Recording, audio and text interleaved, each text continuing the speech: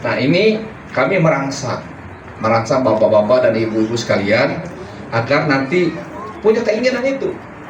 Ambil hak-hak ibu yang ada di peraturan daerah itu. Ada tentang ekonomi kreatif, itu ambil. Itu dibantu dari sisi pemasarannya, pelatihannya, keterampilannya segala macam. Bahkan permodalannya.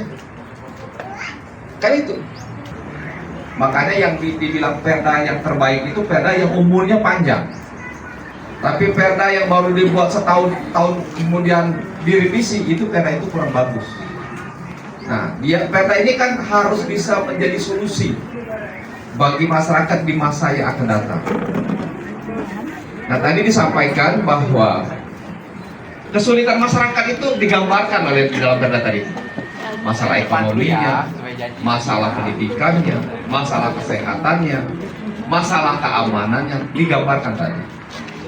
Tadi kan di slide tadi dijelaskan gimana peta daerah Jawa Barat. Nah, tadi pertanyaan Bapak, bagaimana sih caranya kan gitu, agar bisa mengambil manfaat perda ini.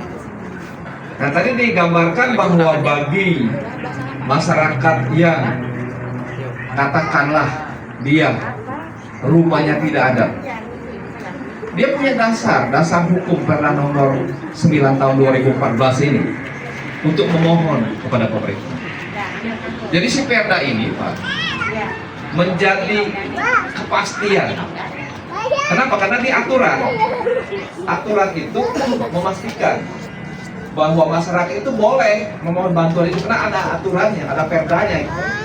Nah, maka dari itu kadang-kadang kalau masyarakatnya tidak tahu, jadi dia nggak tahu ada aturan itu, ada kepastian itu. Nah, bagi pemerintah, ini pemerintah yang tidak melaksanakan apa yang diatur dalam perda ini, artinya pemerintah yang melanggar perda yang dia buat sendiri. Ya Pak ya? Makanya setiap kita membuat perda, itu ada konsekuensi anggarannya. Jadi pemerintah membuat aturan, pemerintah harus mampu menyediakan anggaran untuk melaksanakan apa amanat perda itu sendiri. Jadi yang Bapak tanyakan tadi, tinggal Bapak baca di mana pola ini tepatnya pasal berapa Bapak harus meminta bantuannya kaitan dengan pendidikan, dengan kesehatan tadi itu ada semua. Jadi silakan Pak, Bapak jangan diam saja. Karena pemerintah itu ya dia yang melaksanakan. Jadi si uang itu Pak yang menggunakan itu mereka, kami mah tidak. Kami itu ada 3 fungsinya. Pertama membuat aturan ini. Yang kedua kami membahas anggarannya itu ketika nanti dibahas untuk apanya itu. Ketiga melakukan pengawasan. Nah itulah tugas kami. Jadi yang melaksanakan, yang megang uangnya untuk memberikan kepada masyarakatnya eksekutif pemerintah. Bukan warga di sini, cuma saya sekretariat dengan Pak Haji Nur di sini. Saya mau hanya mungkin seperti tadi Pak Eva bilang curhat. Begini Pak, kami ini kan masyarakat perlu pemerintah atau negara itu hadir. Jadi kalau umpamanya sosialisasi begini, saya setuju sekali Pak Yanto. Karena apa? Supaya kita masyarakat tuh jelas, ngerti. Tetapi ada tetapinya. Actionnya dari pemerintah ini belum.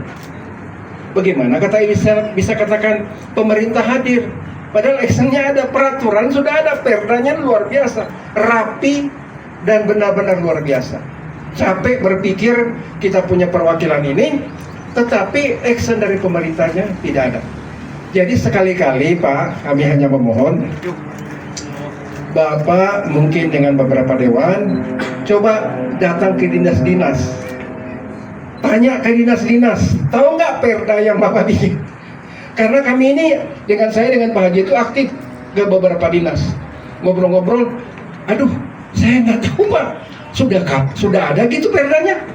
Nah ini jadi kami minta supaya bagaimana pemerintah itu bisa hadir, bagaimana pemerintah itu bisa memberikan yang tadi sesuai kebutuhan dari masyarakat.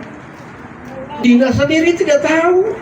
Jadi bagaimana kami ini gitu Pak Masa kami yang memohon, sedangkan hak kami itu minta supaya kehadiran pemerintah itu hadir.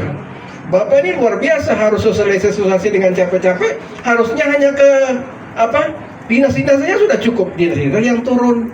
Tinggal kalau Bapak tinggal jewer-jewer aja tuh dinas-dinas. Tapi buktinya tidak ada.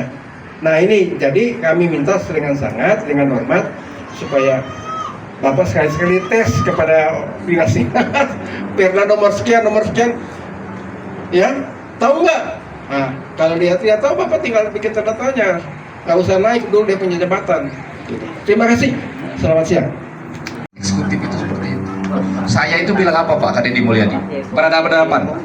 Mungkin kalau yang baca YouTube Deddy Mulyadi dengan saya bisa dengerin. Saya dengan Deddy Mulyadi.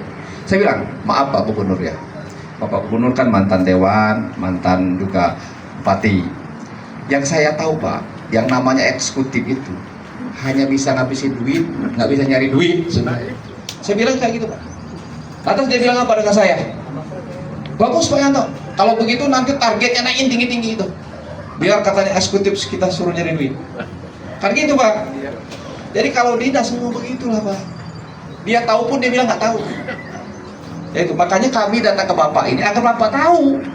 Bapak juga bisa ngomong ke dinas, jangan takut. Karena mereka itu digaji oleh rakyat Pak. Gaji mereka itu dari rakyat itu. Nggak boleh mereka main-main. Bapak ini rajanya sebenarnya. Mau dia eksekutif, mau dia legislatif itu makan duit Bapak semua itu. Hidupnya itu. Iya, jadi jangan takut. Jadi inilah pentingnya. Kalau ibu tahu, dia juga nggak berani Pak. Yang persoalannya tadi ini, kalau kami ini nggak sosialisasi, nggak tahu Pak. Sampai kapanpun ini akan begini aja terus. Ke depan nggak boleh lagi.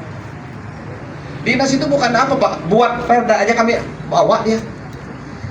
Kalau perdanya tentang pemberdayaan, ini dinasnya pemberdayaan Pak. Di belakang kami tuh, ngikutin kami kemana-mana. Sampai perdanya jadi.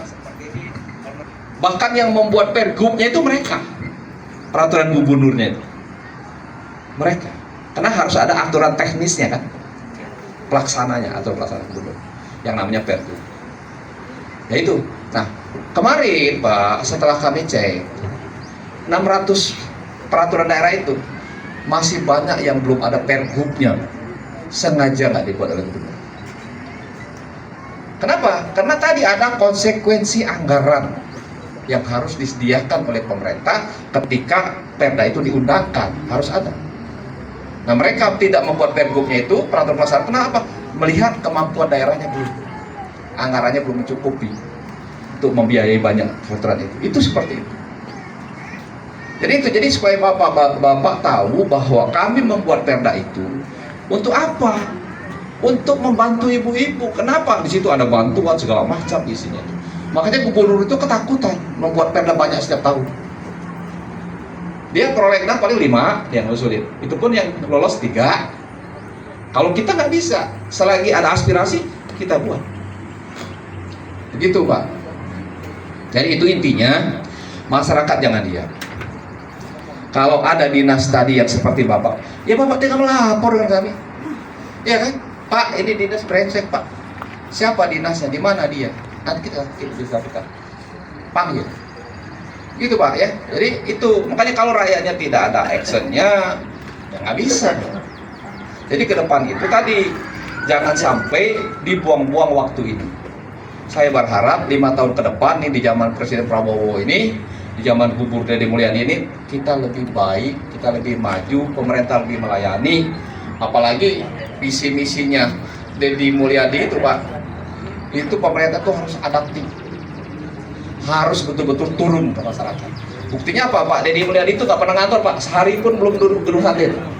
Semenjak beliau dilantik, beliau belum duduk di gedung sate Pak.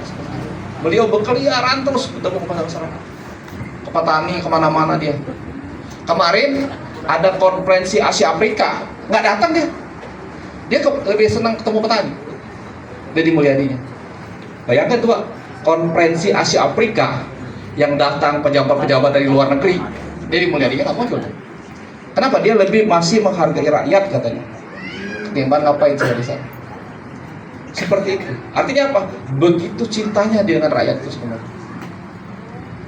Itu kehebatan, kelebihan Deddy Mulyadi itu. Barangkali kena waktunya juga yang sudah